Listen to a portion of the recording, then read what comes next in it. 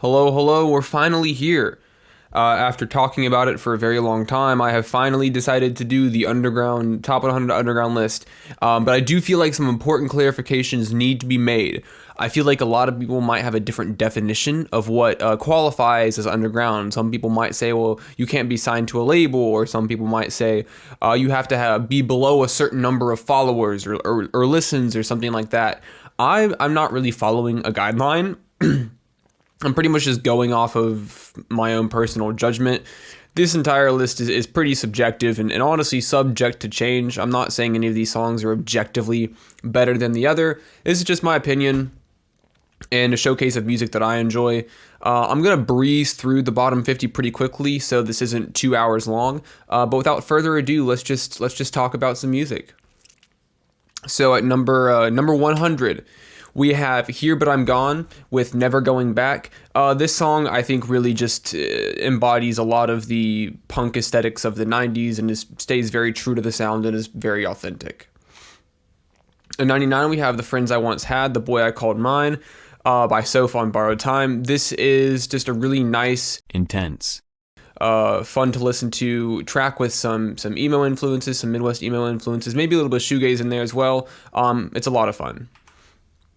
In 98, we have Sleep by Zion featuring dokidokimanic. The production and the vocal delivery on this track is unlike anything I've heard. I think that Zion really took a lot of creative leaps and risks with this, and it results in a really fun track with some really interesting percussion. Doki does a great job on the feature. Not my favorite verse by him, but it is incredibly complementary to the sounds and aesthetics of the track. At 97, we have Attic by Thayer Period. I think that Attic, in terms of Thayer's discography, is a little more reserved in terms of like how it sounds compared to a lot of other songs, but by no means is this song any less unique. It is airy and it is dreamy, and it is just this wonderful amalgamation of sounds pulled from a lot of different places. In 96, we have This Is It by Michael Jumpshot Touchdown Pass. Very short, sweet, melancholy yet hopeful track. 95, we have Neon Lights by BigDwayne. Sort of bit of an auto crooning sound. I think it really captures the sound of a very specific area of music created specifically on SoundCloud during a period of time. In 94, we have Cedarwood by Oniboy. I think Oniboy just really captures the essence of like a lot of emo rap and kind of Midwest emo-y influences have. The sound is really nice. It's really smooth. Oniboy's vocals on this are they're soft, but but at the same time powerful.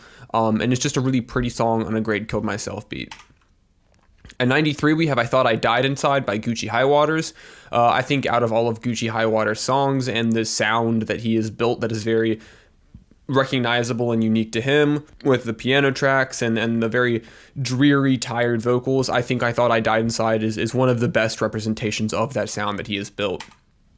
In 92, we have I Walked Her Home for the Last Time by Killed Myself. My first exposure to this song, maybe some of you have had a similar experience, was through an AMV on YouTube years ago, and it was a great introduction to the song and Killed Myself as an artist. This song is powerful, it's emotional, and has a great use of instrumentations and sampling. At 91, we have Tentaquill by heyleee manzeron. I really appreciate how heyleee lets the track and the instrumental breathe for quite a bit before the vocals come in. You have these super slick, clean guitar riffs with super consistent and solid percussion, and then when heylee's vocals do end up coming in, they're very powerful, and this song is just a really great 5 or so minute trip. 90, we have Domino Effect by Addy. This is by far my favorite song that Addy has put out. A little bit Breakins inspired, a little bit hyperpop adjacent, but at its core, it is a pop song and does a really great job at delivering a really catchy hook with some super cleanly mixed vocals.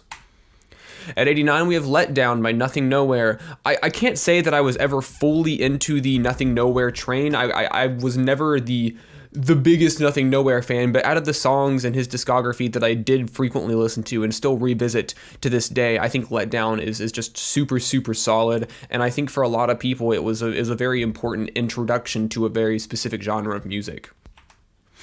88, we have Brain by Mad Jax. This song is abrasive, it is intense, it is chaotic and distorted, and I think in terms of like no melody songs, Mad Jax, with his pitched vocals and very angry delivery, does a fantastic job at capitalizing on this sound. At 87, we have Fangs by Lord K. The strings and the production matched with Lord K's low-toned, almost monotonous delivery makes for a really smooth, ambient and dark rap song. 86, we have Little Boy Big Heart by Weather. This song is fun, it is catchy, it is poppy, it is energetic. The, hyper pop sort of production with Weather's very bright and energetic vocals make this for an incredibly fun song, kind of summery in a way, but either way, it's fantastic. At 85, we have I Simply Don't Care by Kevin. I'm not sure how to pronounce it, maybe Hilfiger.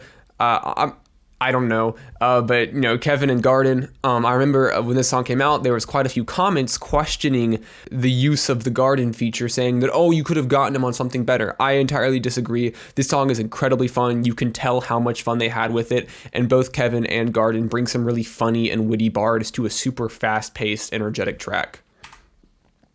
At 84, we have Hampton Court by Young Van. I think where Hampton Court lacks the current day quality of Young Van's vocal delivery and production, it more than makes up for an authenticity and raw emotion. Despite the very lackluster mix, I think the rawness of it really breaks through, and it's one of my favorite Young Van songs. 83, we have Worthless by Carlby. This is a Midwest emo pop hit, one of the most infectiously catchy choruses that Carlby has produced, and as always, his vocals on this are so ridiculously clean and so well mixed that it's very hard to find flaws in them. 82, we have Broke My Heart.mp3 by Dying in the Cut. This song is actually a really, really fantastic satirization of online relationships in the internet age. And underneath that satirization, you have some incredibly well done vocal performances and some incredibly funny lines. At 81, we have I Am So Confident and Cool AF, All the Cuties Want Me by fats'e. And this is just short, sweet, super clean guitar riff with some great vocals from fats'e. At 80, we have Feeling Fucked Up by Kanashi. I really love this song because this song kind of came out when the current resurgence and wave of pop punk was really starting to become popular again, but this is not a song that is mimicking or capitalizing on the ability or the opportunity of this wave of pop punk enthusiasm. This is somebody that knows pop punk. This is somebody that very obviously cares about the sound. And I think it's, in this field, it is one of the most authentic and genuine representations of that resurgence. 79, we have Radiate by Swain. It's actually a very sweet song. It's got some nice, wholesome and romantic bars in there. And of course, Swain is doing what he does best with super tight delivery and some pretty fantastic wordplay. At 78, we have Fuck You PTA by Sojiro and Hentai Dude. This is actually a cover of a song, but I like this version better. So that's all. That's it. That's all I have to say. At 77, we have What I Am by the Breathing Backwards and Guardin. Breathing Backwards comes in with some really, really great spoken word verses, and Guardin does what he does best on the hook. And it's a really, really enjoyable, emotional, and heartfelt song with some very, very real and raw delivery from the Breathing Backwards. Speaking of Guardin, at 76, we have Iced Tea. This is a form that we don't really see Guardin in often these days. This is a pretty old track in terms of his discography, but it is super heavily auto-tuned rap vocals with very energetic and almost caricature-esque delivery over this boom bap beat, and I would like to see Guardin revisit this sound.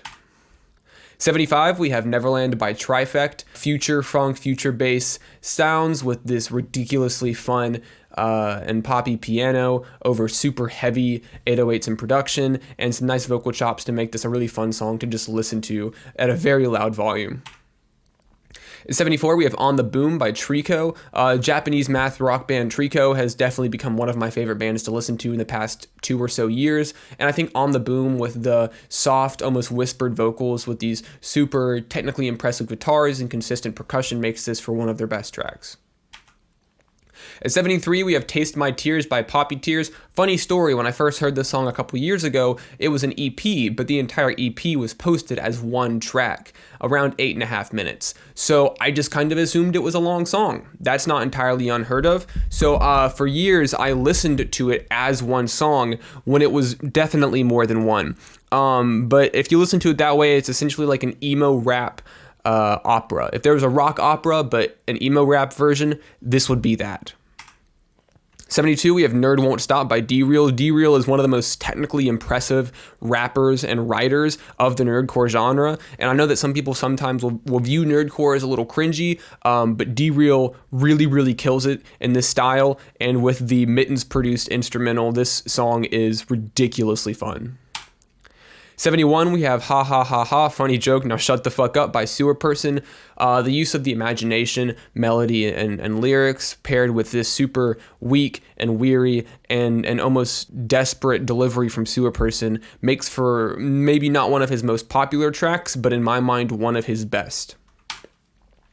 Speaking of Sewer Person, at 70, we have Breaking the Exosphere, and I think that after working with Jabari so closely for so long, I think with Sewer Person and Jabari on Breaking the Exosphere really shows the culmination of all of the collaboration and chemistry that they built together. At 69, we have When You Tell Me You Love Me, It Doesn't Feel the Same by Young Van. This song, I remember when it first came out, and this proved that Young Van has the capacity, has the ability to really put a ridiculous amount of energy into his vocals. And Suicide does a great job on here as well. But I'm blown away by Young Van's energy on this track. At 68, we have Poison by Stick and Poke. Kind of folky, kind of nostalgic without actually being nostalgic. This song is sweet, it's fun, and it makes you long for a different time. 67, we have 3:24 a.m. by Sewer Person. I think this song really does a great job of expanding past the topics that Sewer Person normally goes into on his tracks. I think that this has a lot of concepts and ideas that are not frequently touched upon and is more societal, more world or nation oriented rather than personal issues. And this is a really great deviation away from his typical sound, and he does an amazing job with describing the issues of the world without seeming preachy. And speaking of societal issues, at 66, we have Solace and Destruction by Horosha. This is very much a cautionary tale in a song depicting the landscape of Earth after humans have made their mark and essentially collapsed in on themselves, describing cities worn down, water overtaking things and places in which we once lived. And it's, amazing vocal delivery and production from Horosha as well. At 65, we have Cult Lullaby by Sid 6 and Do Not Resurrect. Sid has these super ghostly, ambient, all-encompassing vocals that really draw out and make this track super pretty. And then Do Not Resurrect, a little out of his element on a lo-fi beat, does an amazing job on the chorus. And since this song released a year or two ago, I have been longing for another track where Rez gets on a beat unconventional to his standards and really lets loose. At 64, we have The Mariner's Revenge Song by the Decemberists. This is essentially a 9-minute story, a 9-minute sea shanty that details the revenge a young man enacts upon a sailor that left his family in ruins, with this super creepy and eerie chorus bridge, whatever you want to call it, from the mariner's mother, telling him what he needs to do to get revenge on this man. And it ends with this audio violence of instruments clashing and merging with each other, and I can't do it any justice. This is a song you just have to listen to front to back. At 63, we have Worms Will Eat You One Day by Flacco. I think Flacco does a really great job at sort of embodying the sound and the styles and aesthetics of bedroom pop and bedroom rock with these not really mixed vocals, a bunch layered over themselves. You get this really raw and authentic delivery. Flacco does pretty well. At 62, we have Stand Up Guy by Headhaunter and Ibrahim. This is a really great spoken word narrative track that is detailing one nice guy's persistence of, not leaving after he's been stood up on a date because eventually she might show up. And it's really great. It kind of becomes a little apocalyptic by the end, but I think it's a really great representation of a very specific type of person. You are going to see it eventually. We have Old Me at 61 by fats'e, 93 Feet of Smoke and Shinigami. This is a classic, and with Ghost Rage and Jackie Boy on the production, this song immediately cemented itself in emo and underground history for a very long time. At 60, we have In a Rut by MK Ultra. This song is essentially manic elevator music. It starts off with these super plucky strings with MK Ultra's very reserved and high delivery, and then it devolves into this abrasive guitar with this screaming that MK Ultra does so well. At 59, we have Patience by Corey Wells. The first time I heard this song was actually watching Corey perform it live, and the man's got pipes. His live performance of this song sounds as good, if not better, than the studio version of this track. Corey Wells does an amazing job in the singer-songwriter genre, and Patience is emotional, it is genuine, and it really hits hard. It really hits you where it hurts. At 58, we have Let Me Die, Savage Gasp featuring Polearm. This song has one of my favorite choruses of the year this project came out, and is by far my favorite song on this project. Maybe could combat with Flip Phone, but I think Let Me Die takes it where you have this super twinkly, high-pitched chorus, followed up by Savage Gasp's very fast-paced and rapid-fire rap verses. At 57, we have Walk, Patsu featuring Atwood. The piano on this is stunning. It is so fun to listen to, and then Atwood comes in with a great verse. At 56, we have Homeless by Kazuo featuring Chow Mein. I think Kazuo and Chow Mein really do a great job of really pulling the inspirations from a lot of 90s rap delivery and production down to the record scratches on the song. It's just fun and energetic, and I think does a really great job of being an homage to earlier sounds of hip-hop. At 55, we have March 19th, My Stepmom Kicked Me Out of My Own House by Bogies. This is one of the most vulnerable and revealing songs that I've ever found on SoundCloud. Bogies really puts a ridiculous amount of emotion and conviction into what he's saying on this track, and just, despite its vulnerability, despite its desperation, it is still incredibly well done, and the vocals on this are super, super clean and very, very pleasing to listen to. At 54, we have Holy Smokes by Anna Bates. This song takes the concept of Jesus being a pot-smoking hippie, but it does so in a very non-argumentative or non-political way, like some other people would use that concept for. It's very wholesome. It's very sweet. Anna's got a very, very soft delivery on this, and the singing and the guitar work does sound similar to a lot of earlier folk and rock sounds like the Grateful Dead. At 53, we have Lefty by Birdbody. This song, Over the Kill Myself production, just has super low, super catchy choruses with some pretty great mixing and delivery from Birdbody. At 52, we have Darkest Part of Day by Laura Less. I really, really debated which song by Laura I wanted on this, and I think that I landed on this one, and I feel pretty confident in my decision. How to Dress as Human is always great, and a lot of the DJ sets are really great, but I think Darkest Part of Day does a really great job of sort of hitting all of the points that Laura is so good at doing in her music. 51, we have Lovely by Beleganas. Once again, this song has one of the most fun and energetic choruses of any song I've heard, and the verses aren't so bad either. At 50, we have Makeup Makes Me Pretty by 93 Feet of Smoke and Shinigami, and this song does a really great job of tackling concepts like self-love and gender identity, and it does so in a way that is very comforting and very relatable to a lot of audiences. 49, we have I Know by Ninetales. I think I Know was a really important and pivotal track in the Ninetales discography. I think it shows how hard-hitting and how fun Ninetales can be in those songs.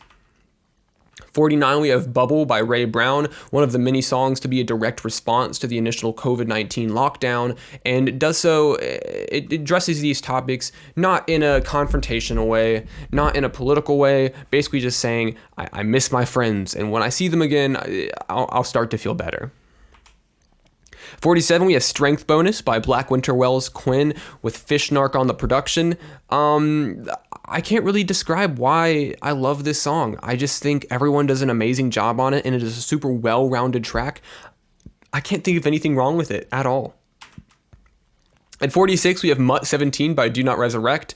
Honestly, any song on this EP could go on this list, as well as a couple other songs like, Takeshi Kovacs or Yakuza. But I think Mutt17 really shows Do Not Resurrect in top form, not only showing his songwriting ability, but also his impressive delivery and his impressive dedication to the aesthetics and sort of environment that a song takes place in. And at 45, we have Mothman by Dirty Bynum. I'm always going to love a song about my favorite cryptid. Really close to home topic for me. But Dirty Bynum does an amazing job. I believe they're a rock duo, but with two people, they do an amazing job at creating these really fun and punchy guitars and super intense without being abrasive percussion. This song is fun, it is catchy, and it sticks with you.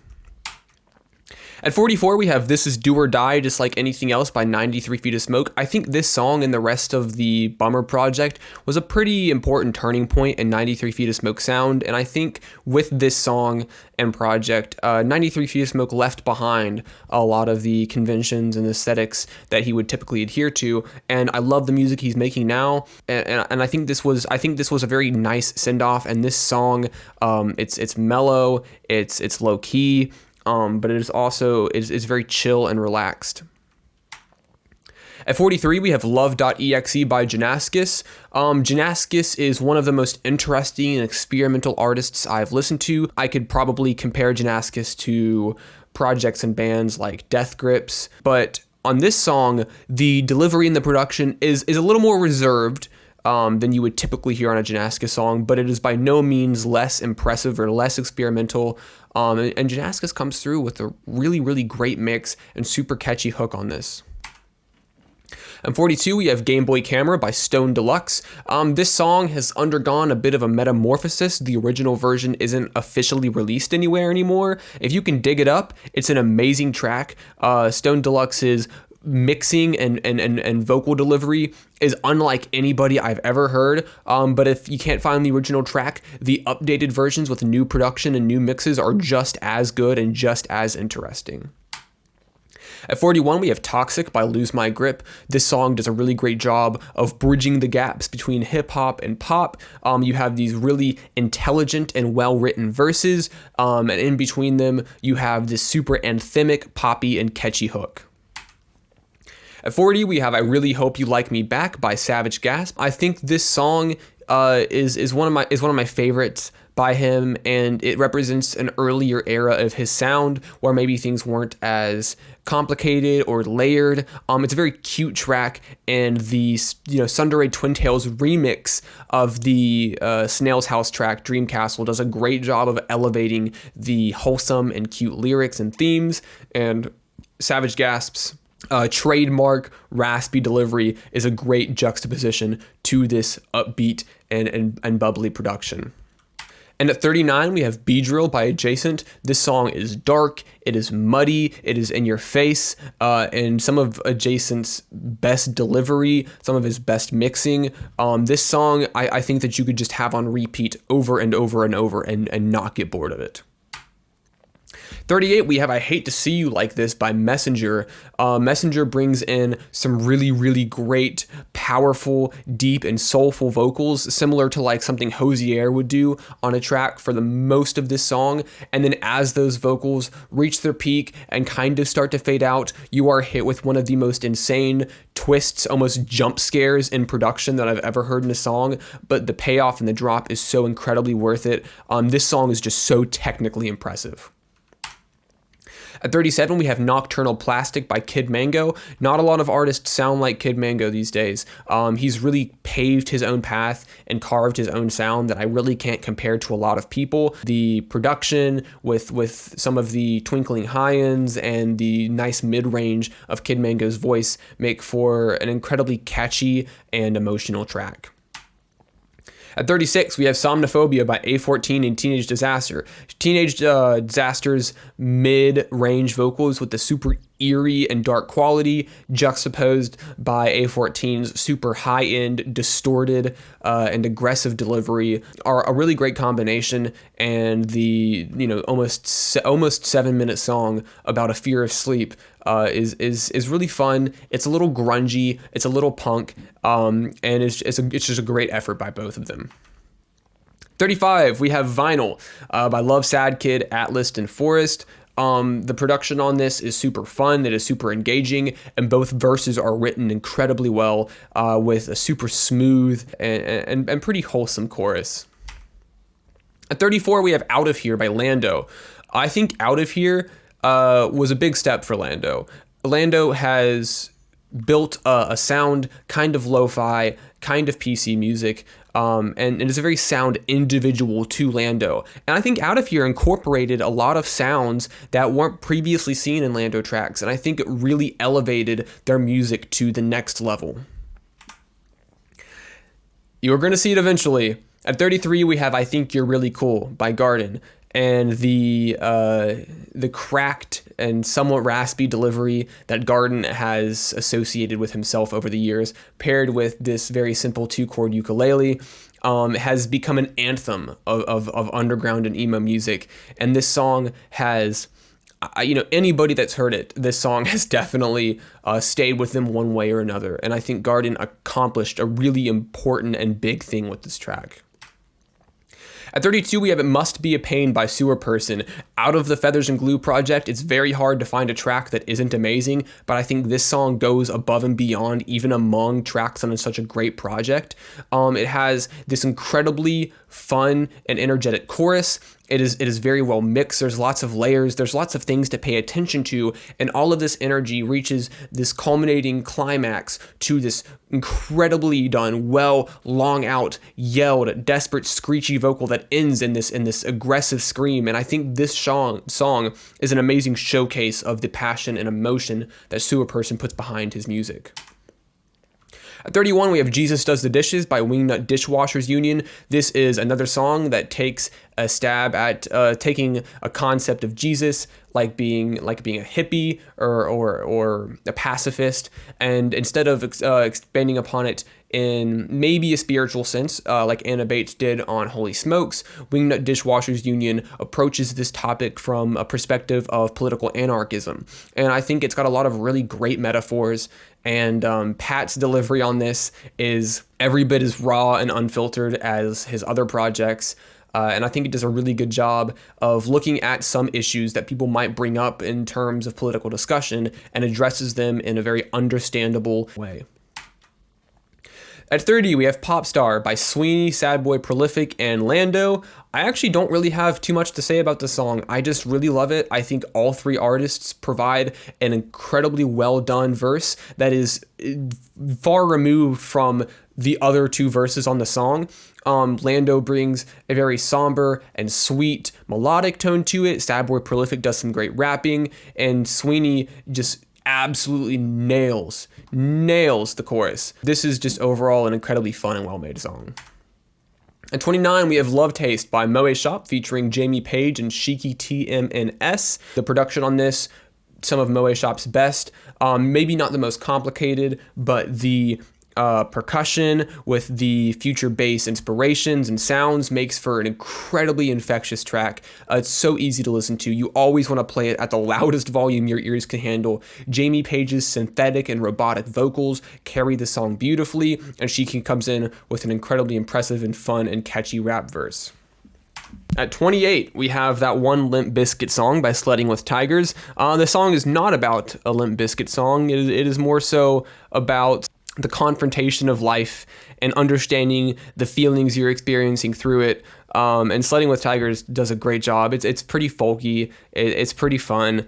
And it's not necessarily an incredibly happy or hopeful song, but there are bits of hope in there. But there's also bits of realism in there as well.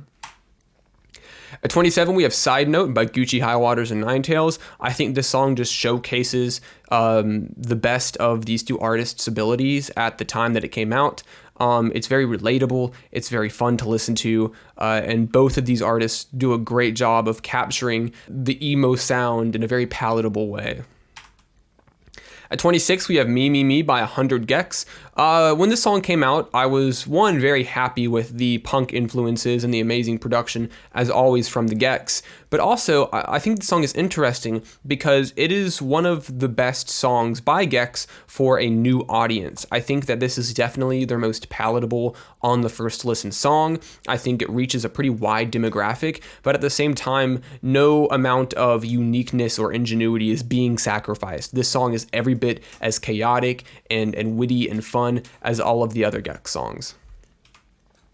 At 25, we have Nothing Gets Me High by Bad Bad Hats. I could pretty much take anything off of the It Hurts EP and replace this song with those. There's a lot of really great Bad Bad Hats songs that I wanted to add on here, but I think Nothing Gets Me High really does a great job of showcasing the soft and pretty vocals and the really impressive, but also consistently, I don't want to say simple because that sounds mean, but it's a very easy to listen to track. I guess that's a way to put it. At 24, we have The Plot by Ninetales. I think this song was the best representation of a stylistic turning point on an album full of stylistic turning points. I mean, you have songs like Kill, you have songs like Friday Evening that kind of a little bit adhere to an old sound. You have a lot of great songs on AM 2PM, but I think The Plot really, really shows what at the time Ninetales was going for in the change of sound, in the change of aesthetics. On this track, he proves that his writing can be really great. He can really dive into some witty and engaging topics other than maybe the emo topics that were previously discussed and rapped about and sang about on his earlier projects and songs. The Plot is incredibly well written. It is very easy to listen to, and I think was a very important song and the turning point of Ninetales' change in discography. Here it is, Whatever It Takes by Convolk, Guardin, and Ninetales. This song is iconic. It's a classic in the scene. Convolk's chorus is bold, it is thick, it is heavy, and it is catchy. And then Guardin and Ninetales come in with two pretty amazing verses. 22, we have Solitary by Guardin. This song is also kind of anthemic in a way. I think it is relatable, I think it is touching, and I think it is emotional. And I think Solitary, along with a lot of early Guardin songs, I think these songs blew up in terms of the underground for a very good reason. I think that Solitary and a lot of Guardin's other songs like Demons in My Orbit and Nothing, Guardin has kind of mastered the way of writing a song that is so deeply personal and is so vulnerable about his personal feelings, while at the same time giving people a window or a mirror in which they can see themselves reflecting back in the song. So it's not too overtly so personal that people can't relate to it, but at the same time, it is so personal that Guardin is getting a lot of things out, while at the same time, people are very much connecting with what is being said. At 21, we have Your Clothes by Jane Remover. This song is kind of like, honestly, the whole project, it's kind of like taking memories and periods of time and somehow taking those abstract thoughts and ideas and concepts about a different time and, molding them and translating them into tangible art. This song is amazing and it really does sort of like embody this warm feeling of nostalgia and relationships and growth. At 20, we have Nicotine by Shinigami. The 93 Feet of Smoke production on this is some of the best that he's ever done, and Shinigami has these really smooth, clean, and very pretty vocal deliveries. Overall, this song is just incredibly hard-hitting, it is very real, and this is a duo that I'm never upset to see.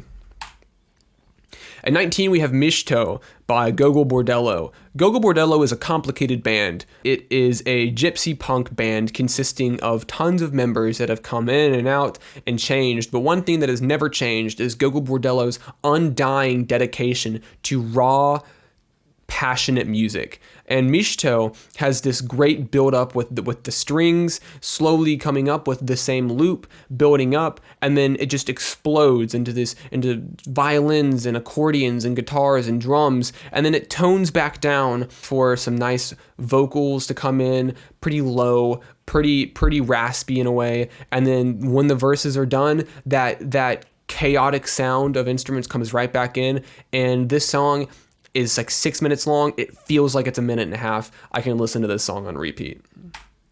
At 18, we have Microphone Song by Lando.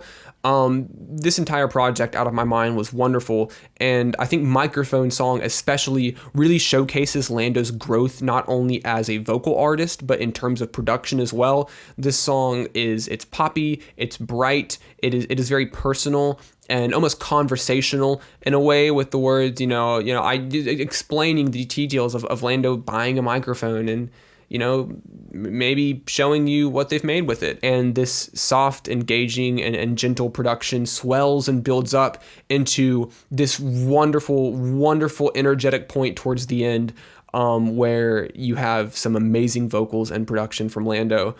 This might be my favorite Lando song. I'm not sure. It might. That's left to be determined. At 17, we have 12:42 a.m. by Ninetales. This song resonates a lot with me because I think this is one of the most vulnerable states that we've seen Ninetales in the course of his discography. There were earlier songs that were maybe a little more upfront or a little less nuanced about the emotions that he was feeling, like Comatose or What the Fuck I'm Crying, especially 505. But I think on 12:42 a.m., Ninetales has a much more stripped back and open and real representation of those thoughts. I mean, this song is a cry for help. It is desperation, and it is Ninetales laying everything out bare for anybody to see. And I think that's why it's one of the most emotional songs that exists in the Ninetales discography. At 16, we have Howl by Walter Mitty and his Makeshift Orchestra. Howl is wonderful. It is the observation of how the people around us can change and grow, and how, one or two decisions can lead to us becoming entirely different people. But also in these observations of the people around us, it is also a reflection of the self.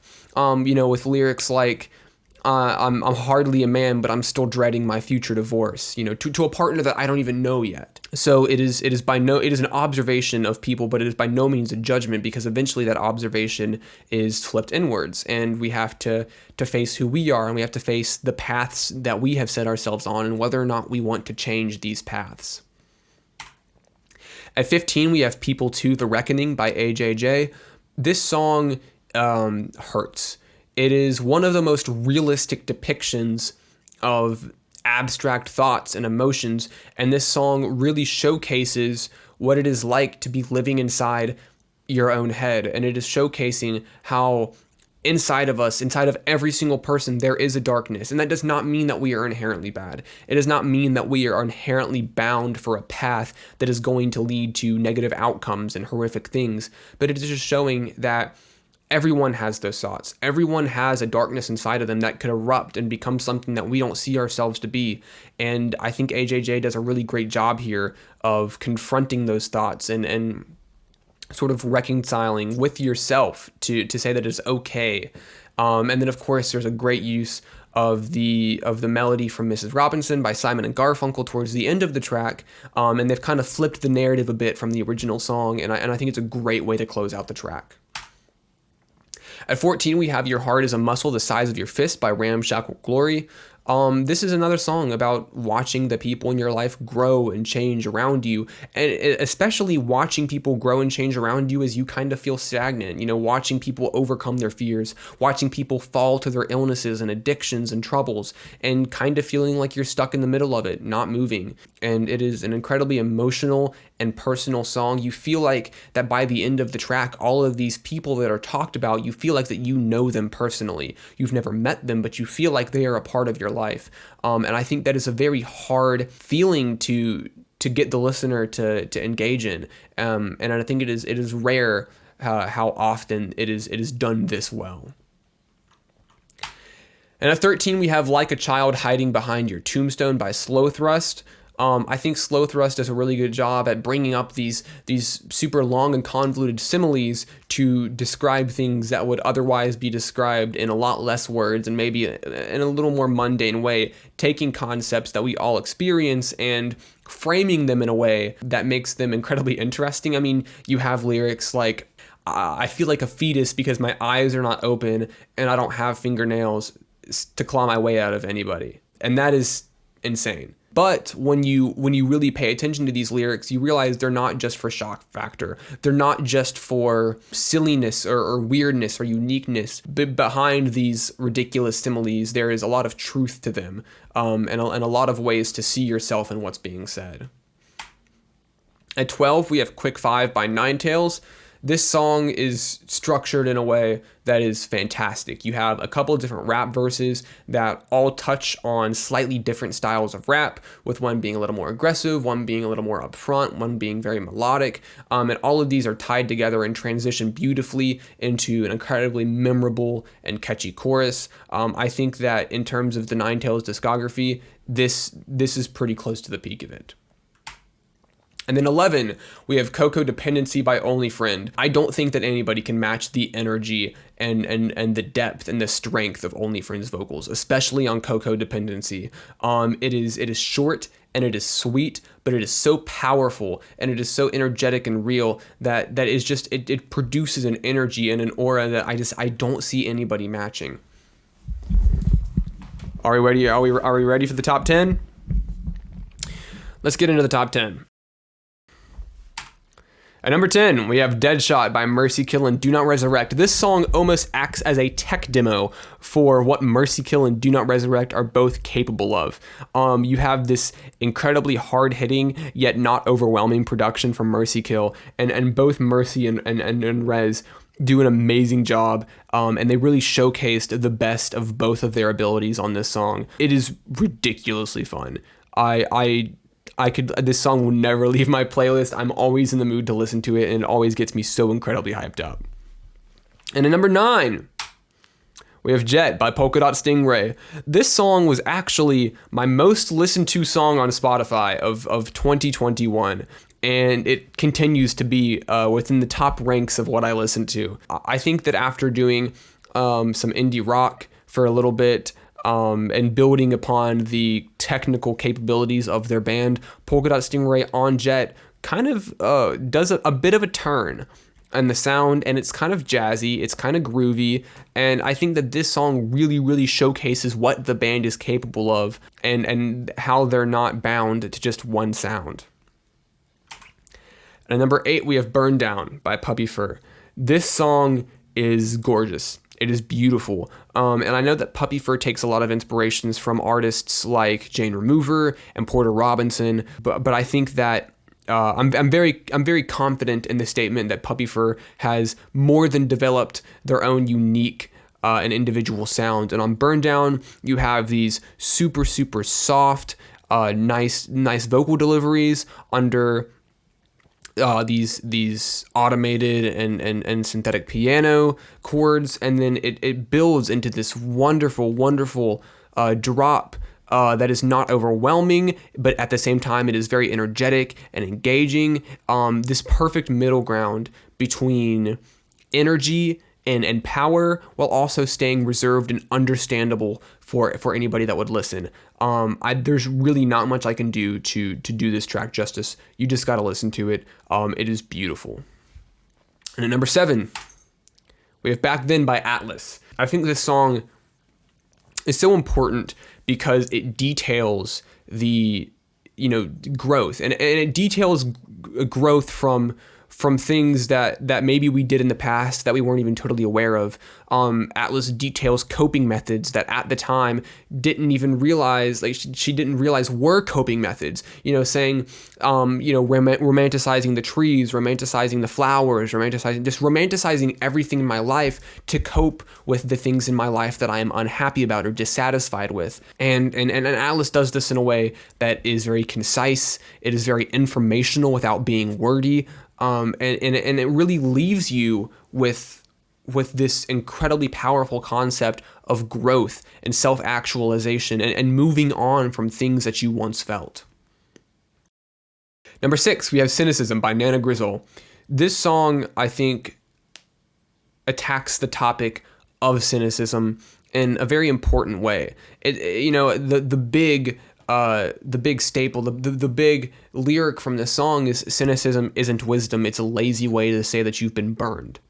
Basically calling cynicism in general, apathy, kind of stupid, kind of lazy. It's kind of pointless when you look at how it affects your life and you look at how following those ideas and philosophies can just lead to further degradation as a person.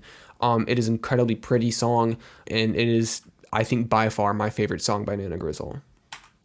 And number 5, we have Picture Frames by Ray Brown. This is like the perfect breakup or heartbreak song.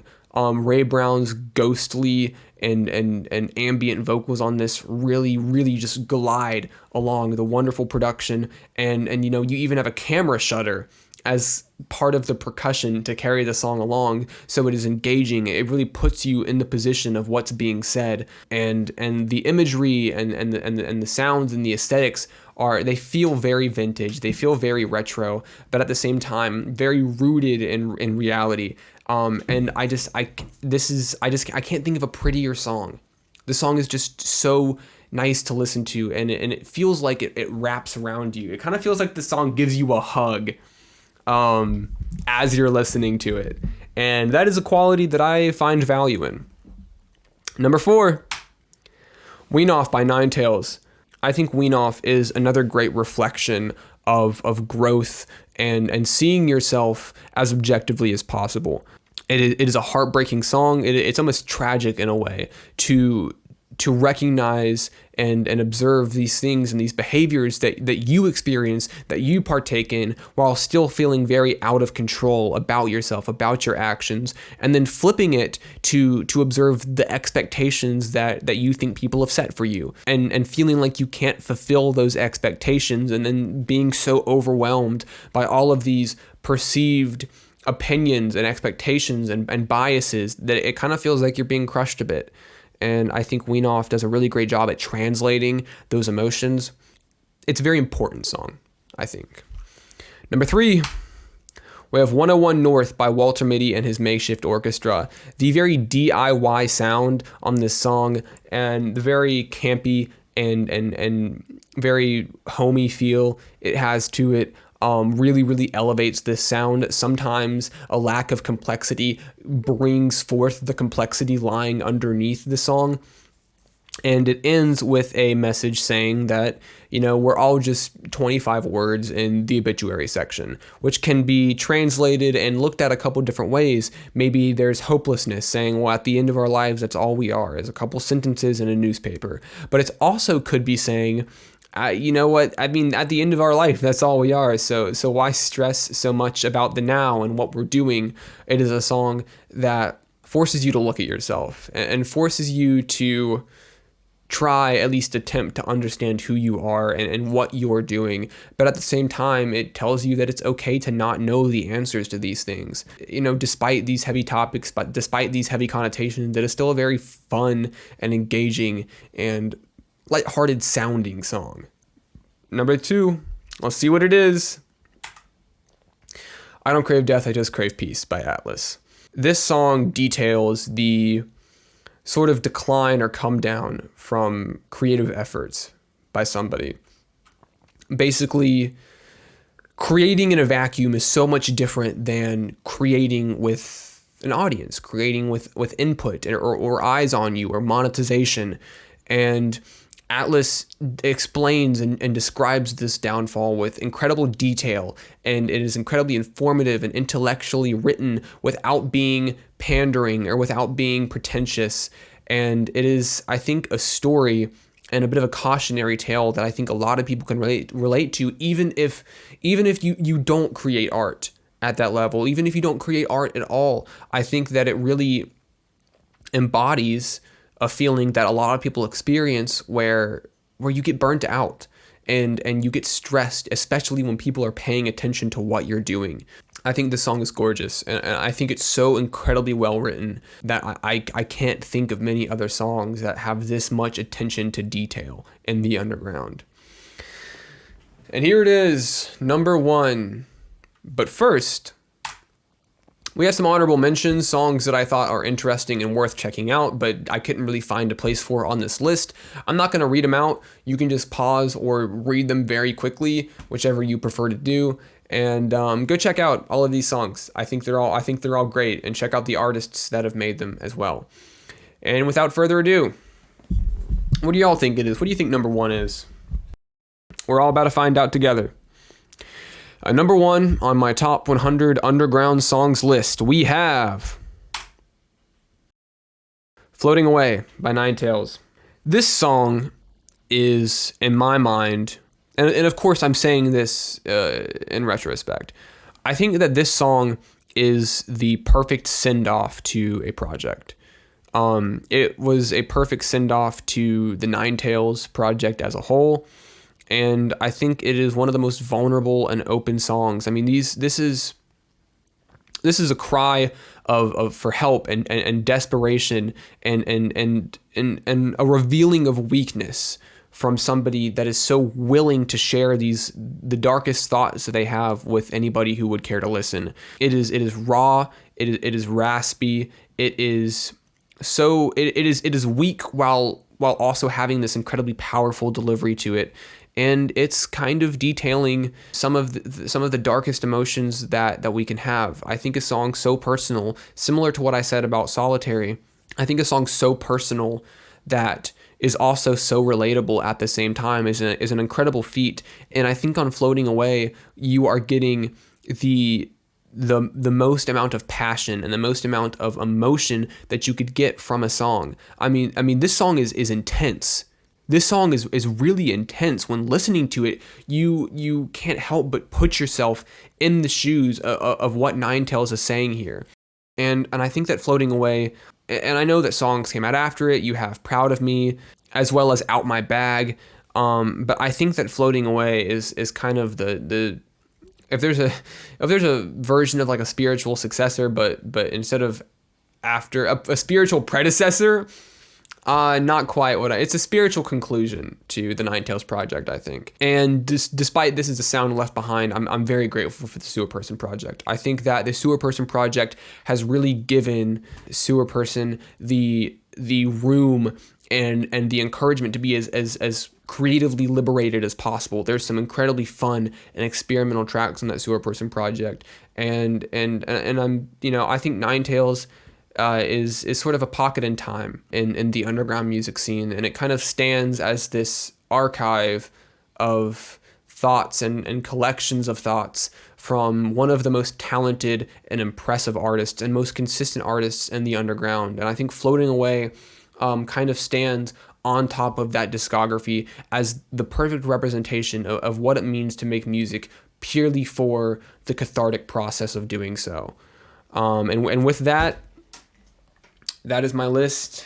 Let me know what you think. If you think that there are songs or artists that should have been included on this list that I did not include, I would love to know. I mean, not only just for the purpose of learning new music, but also to have a conversation about this. I know that the underground is a very tricky landscape to navigate. And I know that a lot of people have a lot of different opinions on what should be listened to, what is not worth listening to, what counts as this genre, and what is offensive to this genre. I would just love to know your all's thoughts. And with that, my list is complete. Thanks for watching. This is very difficult to make.